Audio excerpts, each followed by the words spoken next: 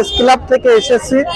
এই গদখালি কিন্তু একটা ফুলের রাজ্য। ক্লাবের উদ্যোগে এসেছি, আমাদের খুবই ভালো লাগছে।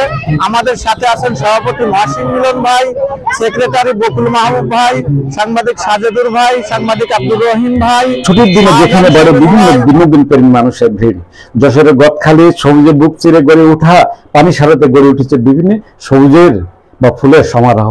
ফুল দিয়ে সাজানো হয়েছে বিভিন্ন পার্ক। এই পার্কটিতে আসছে বিভিন্ন শ্রেণীর পেশার মানুষ।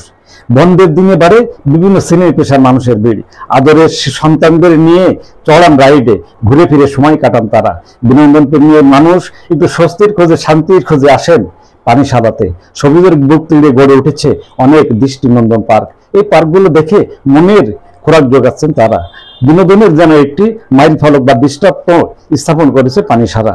পানিসারায় দিন দিন বাড়ছে বিভিন্ন ফুলের স্থাপনা। এটা যেন ফুলের সাগরে পরিণত হয়েছে বা ফুলের পাহাড়ে পরিণত হয়েছে যেন পুরো গদখালি এলাকা। ছুটির দিনগুলোতে সকাল থেকে সন্ধ্যা পর্যন্ত বাড়ে বিভিন্ন দর্শনার্থীদের ভিড়। বিভিন্ন ফুলের স্টলে বা ফুলের পার্কগুলোতে সময় কাটান তারা। আমরা দেখাতে চেয়েছি বিভিন্ন ফুলের দৃষ্টিনন্দন পার্কে বিভিন্ন শ্রেণী পেশার মানুষের যেমন ভিড়, তেমনি দর্শনার্থীরাও আসছে, ঘুরছে, ফিরছে এবং বিনোদনের মনের খোরাক যোগাচ্ছেন তারা। আমরা তেমন কিছু দৃশ্য দেখাতে চাইছি।